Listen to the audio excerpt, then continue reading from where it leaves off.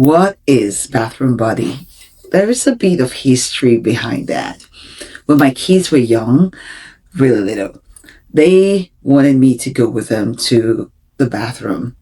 As a working mom, I thought this was one job I would like to outsource to a robot to do.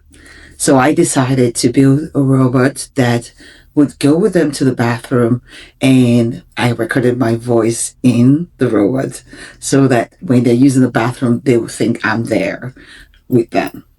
I'm doing a little bit of an improvement. One of them would be I would not use my voice. I would use a song to create a soothing, calming situation.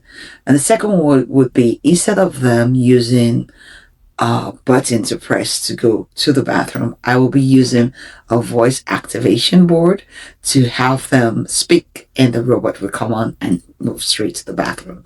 And how we're going to do all this with Lilybot? We are going to be using our line sensor. This is what we call it. It's what we're going to be using as a sensor.